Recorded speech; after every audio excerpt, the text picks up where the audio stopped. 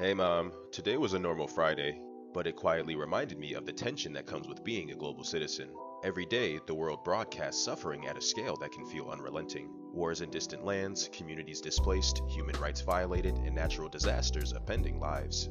It's easy if I let myself to feel swept up in the weight of it all, to internalize grief and outrage that I can neither fully understand nor act upon. Awareness without overwhelm becomes a necessary practice. It's not a refusal to see or care. It's a conscious decision to honor the reality of suffering while preserving the clarity and energy necessary to act meaningfully where I can. There's a profound lesson in the power of proximity. Influence is often most tangible close to home. The students I teach, the people I interact with, the community around me, these are the spaces where I can meaningfully act and where small gestures ripple outward in ways that distant interventions cannot. A patient explanation, a moment of encouragement, a shared laugh or insight. These might seem insignificant compared to global headlines, but their effects can stretch far beyond what I see.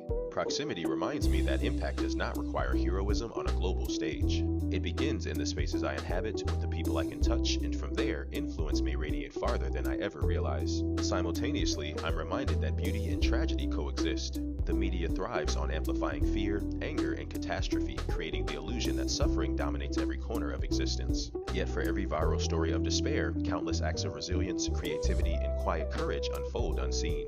A child mastering a new skill, a community rallying in support of one another, and an ordinary afternoon in which life simply continues with grace.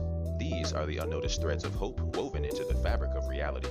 Recognizing this coexistence is crucial. It allows me to maintain empathy without descending into despair, to see the world fully rather than through the distorted lens of constant negativity. The shaping power of media also teaches a subtle, important lesson about perception. Algorithms reward sensationalism because humans are drawn to what shocks, frightens, or outrages us. This has consequences. Scrolling endlessly through headlines and viral stories can create the impression that darkness is universal and unending. Understanding this allows me to reclaim agency over my attention. I can be informed, I can care, and I can maintain connection to global realities without surrendering my emotional equilibrium.